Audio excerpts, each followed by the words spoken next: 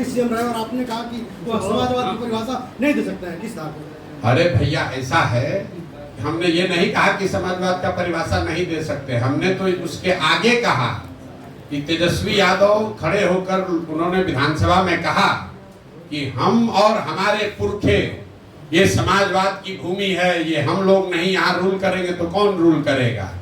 तो हमने ये कहा कि भैया ये कोई राजतंत्र तो है नहीं, और समाजवाद क्या दावा आप कर रहे हैं, समाजवाद के पुरोधा आपके पिताजी नहीं हैं, समाजवाद को बनाने वाले समझने वाले दूसरे लोग हैं।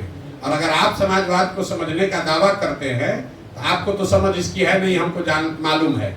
लेकिन 10 दिन 15 दिन 1 महीना अपने टीचर वोचर से एडवाइजर से के साथ बैठकर पहले समाजवाद को पढ़ लीजिए, तैयारी कर लीजिए, और तैयारी करने के बाद अगर दम है तो बिना कागज देखे हुए कैमरे पर बैठ के समाजवाद को परिभाषित कर लो, मैं मान लूंगा कि समाजवाद पर तुम्हारा अधिकार है। ये जो लोग समाजवाद का परिभाषा नहीं जानते हैं वो अपने आप को समाजवाद का पुरोधा बताते हैं। भैया लालू जी समाजवादी कहिया से हो गए?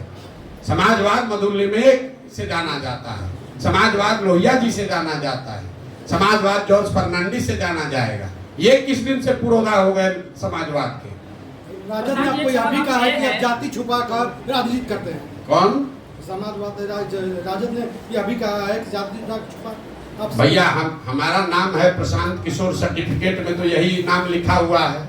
अब उनके कहने से नाम तो बदलेंगे नहीं। और हमारे पिताजी का नाम है डॉक्टर श्रीकांत पांडे, वो भी नहीं बदलेगा। तो जैसे उनके बाबूजी का नाम है लालू प्रसाद यादव, वैसे हमारे पिताजी का नाम है डॉक्टर श्रीकांत पांडे। ना हम उनको जाति सूचक शब्द इस्तेमाल कर रहे हैं, ना उनको करना चाहिए। लेकिन बिहार में जिन लोगों को जाति से आगे कुछ समझ में ही नहीं आया, वो इसके अलावा वो क्या बोलेगा।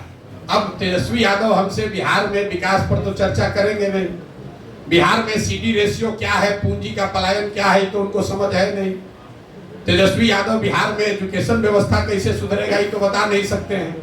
ये जरूर बता सकते हैं कि भैया जाति का इस्तेमाल कैसे किया जाता है, अपहरण रंगदारी कैसे होता है। तेजस्वी यादव खड़ा होके जब डिप्टी सीएम से तो कहा उस आदमी ने कि बिहार में जीडीपी तो देश में सबसे ज्यादा जीडीपी बिहार का है।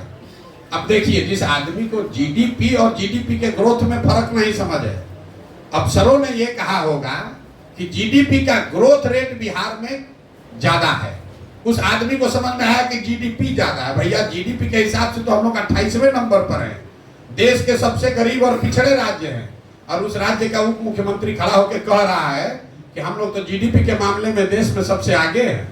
तो उस आदमी से आप क्या बात कीजिएगा। सर क्वेश्चन है सर, कितनी सीटें आ सकते हैं आपके पार्टी अगर? मेरे भाई ऐसा है, बिहार में जन स्वराज 243 सीट पर चुनाव लड़ेगा, 242 नहीं 243। और उस दल के रणनीतिकार चुनाव प्रबंधक प्रशांत किशोर हैं, और अभी तक प्रशांत किशोर ने 10 वर्ष में जिस किसी को भी चुनाव लड़ाया है वो चुनाव हारा नहीं है। तो जन स्वराज भी चुनाव हारेगा नहीं, ये बात आप लिख के रख लीजिए।